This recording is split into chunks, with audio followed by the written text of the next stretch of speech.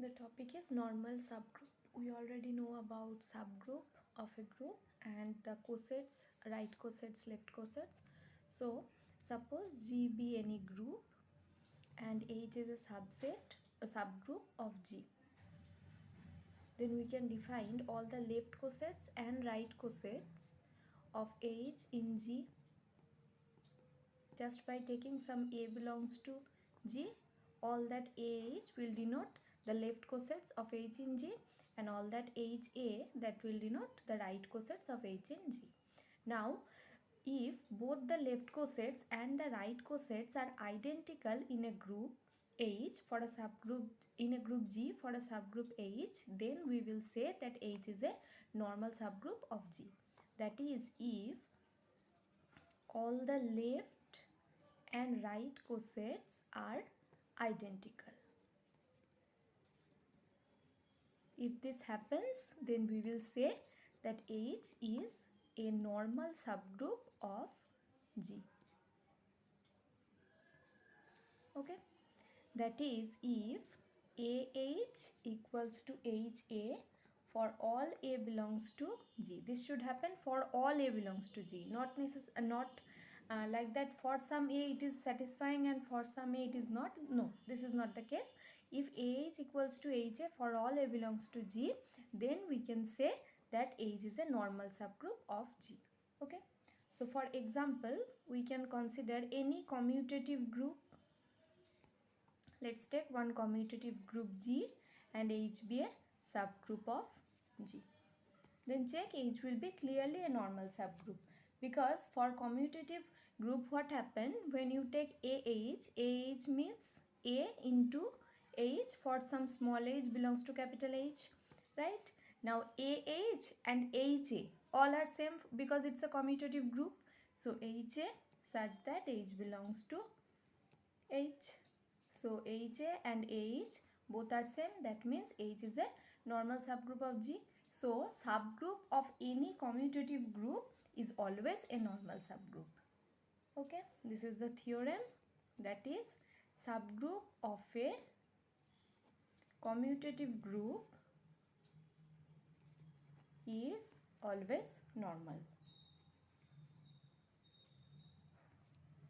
Next example, the center of a group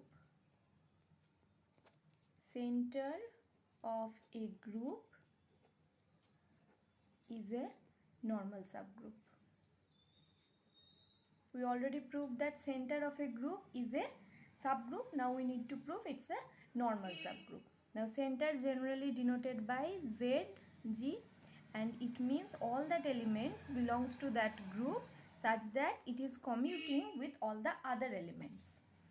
Like xg equals to gx for all g belongs to capital G. If this happens for some element x, then we will say x belongs to zg. Now collecting all the such elements which is commuting with all the other elements of that particular group, this will form a group which is named as center of that particular group, and it is generally denoted by zg.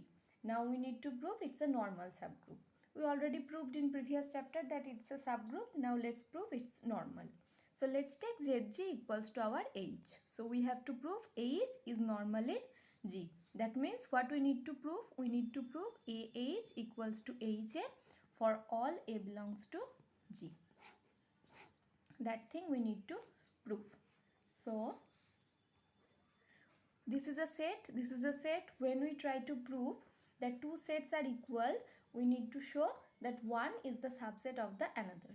So let's try to prove AH is a subset of HA and conversely.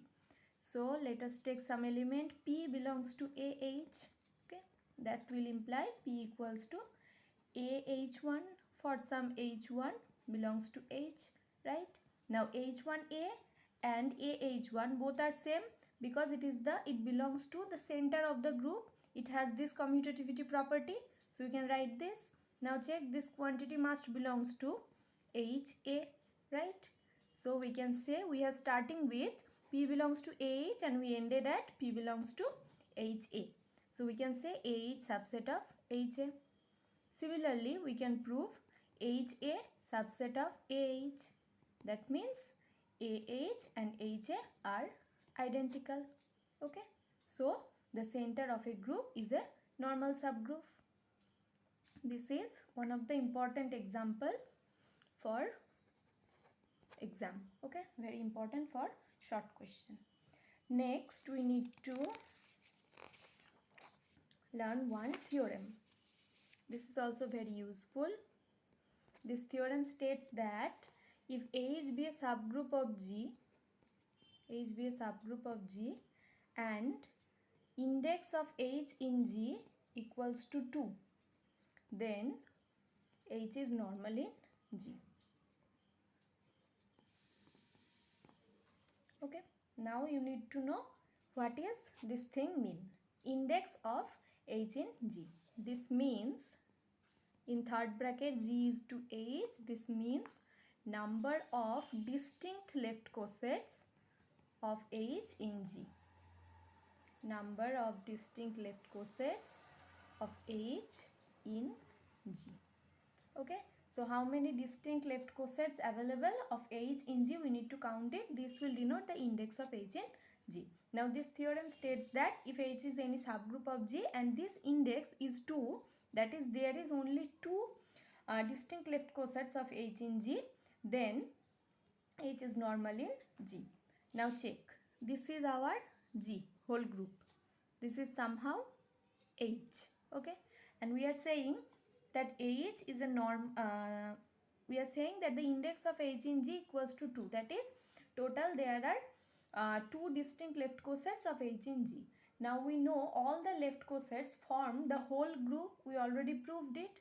Now there are total number of 2 distinct left cosets and one of them must be H. So this is one of the left cosets and the remaining part, which is clearly G minus H, this is another left cosets.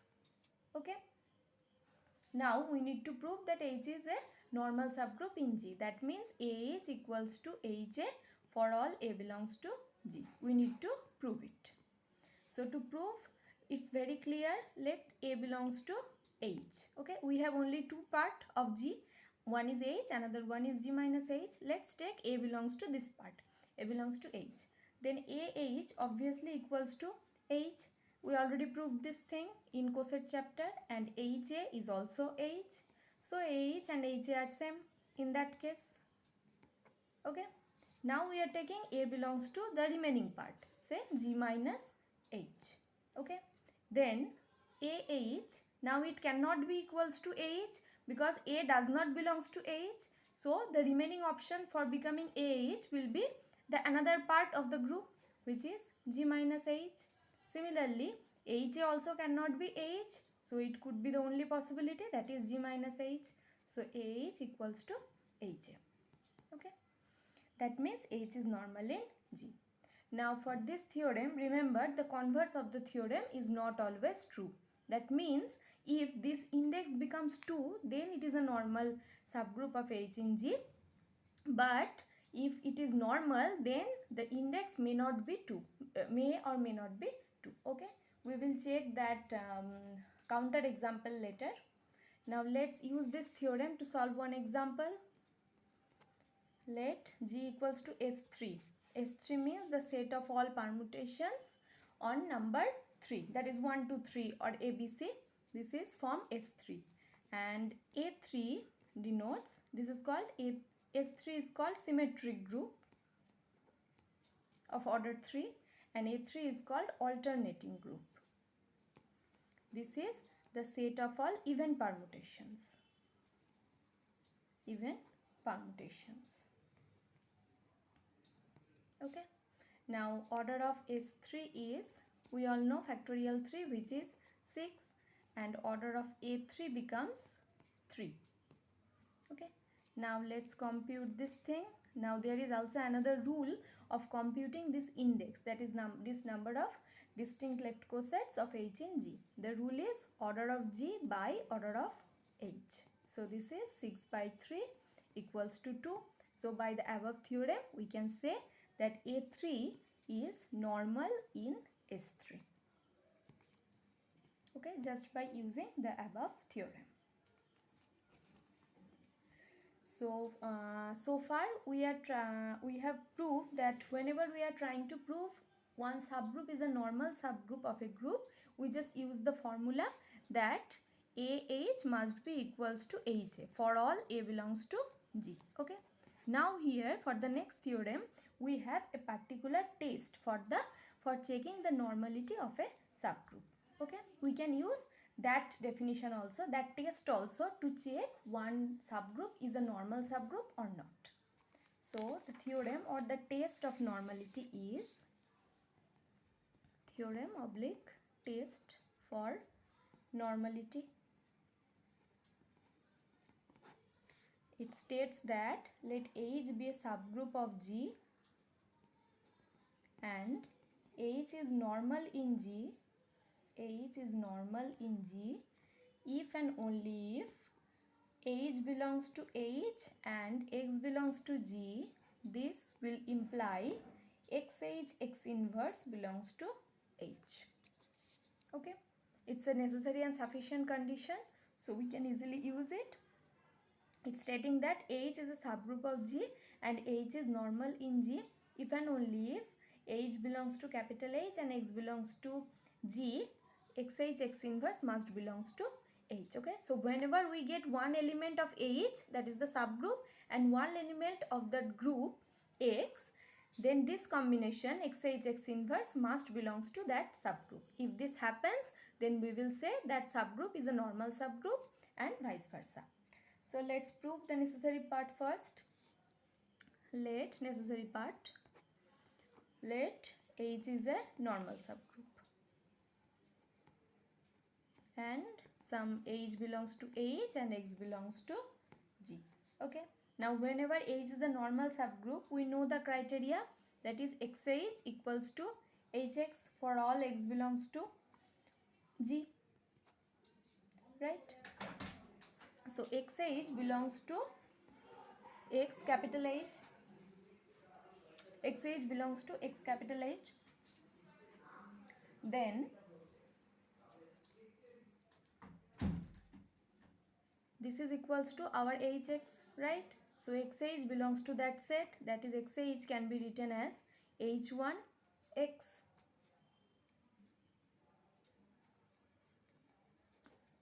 Now what we are doing, we are trying to prove this thing, that is XH X inverse belongs to H. So this is our XH. We are right multiplying by X inverse. So XH X inverse equals to H1 X inverse. Now X inverse means E.